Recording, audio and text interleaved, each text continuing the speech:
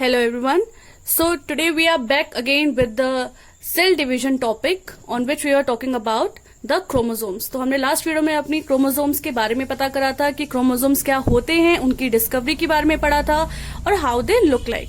आज हम बात करते हैं number of chromosomes in main and women.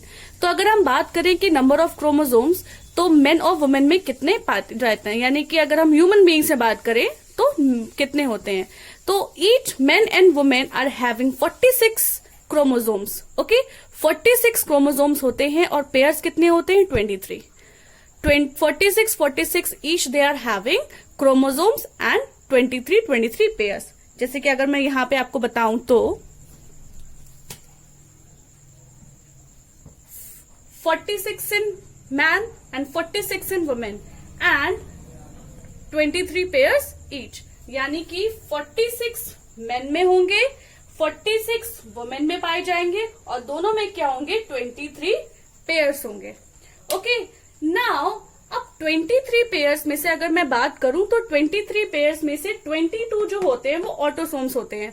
Autosomes का मतलब क्या होता है, वो सिमिलर होते हैं, वो एक जैसे होते हैं. बट अगर मैं बात करूं एक सेक्स की, सॉरी एक क्रोमोसोम्स की, तो that will be the sex chromosomes.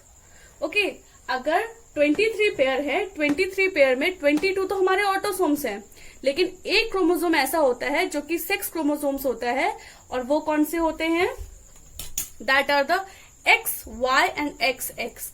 Mail में होते हैं एक्स वाई एंड फीमेल में होते हैं. Okay, now this 6 chromosomes defines that the coming baby will be a boy or a girl. इससे ये पता चलता है कि आने वाला जो बच्चा होगा that will be a boy or a girl. Now let's move on to the need of cell division. अब हमने बात कर लिया कि सेल डिवीजन में सबसे पहले हमने क्रोमोसोम्स की बात कर ली है.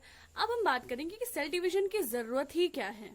तो अगर हम बात करें कि सेल डिवीजन की जरूरत क्यों है, तो सबसे पहले इसमें मैंने 4 पॉइंट्स लिखे हैं. तो as you can see, number 1 is for the growth, replacement, repair and reproduction. तो जब तक ये चीजें हमारी बॉडी में हो रही हैं, विच मीन्स कि this is because of the cell division. जब हमारी बॉडी में एक सेल से दूसरा सेल बन रहा है, यानी एक सेल से नया सेल बन रहा है, तो हमारी बॉडी में ये सारे चेंजेस आ रहे हैं. हमारी बॉडी में ग्रोथ हो रही है, हमारी बॉडी में नए सेल से पुराने सेल्स क्या हो रहे हैं, रिप्लेस हो रहे हैं. हमारी बॉडी में रिपेयर हो रही है, हमारी बॉडी रिपेयर हो रही है अंदर से, और रिप्रोडक्शन भी हो रहा है. Okay, so this is the need of the cell division. इसीलिए सेल डिवीजन का होना बहुत ज्यादा जरूरी है. और अगर मैं टाइप्स की बात करूं सेल डिवीजन की, तो यहाँ पे 2 टाइप्स के बारे में बात कही जा सकती है, mitosis and meiosis. Okay, so 2 types of cell division are there, mitosis and meiosis. अब हम बात करेंगे माइटोसिस और मियोसिस के बारे में. नाउ अब हम बात करते हैं कि माइटोसिस और मियोसिस में क्या क्या चीजें होती हैं. तो अगर हम बात करते हैं माइटोसिस की, तो division which leads to growth and development. Mitosis में क्या होता है कि उस डिवीजन में क्या होता है, हमने पढ़ा कि 2 टाइप्स के डिवीजन होते हैं, एक माइटोसिस होता है, एक मियोसिस होता है.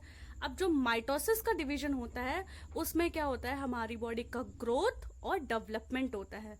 जब सेल्स हमारे उसमें डिवाइड होते हैं तो विच मीन्स कि अब हमारा क्या होगा, ग्रोथ और डेवलपमेंट होगा.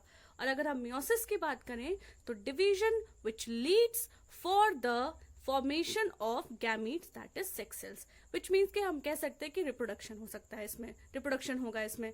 ओके, तो यहाँ पर क्या होंगे, हमारे सेक्स सेल्स फॉर्म होंगे, हमारी गैमीट्स फॉर्मेशन होगी, जिसकी वजह से क्या होगा, हमारे रिप्रोडक्शन होगा.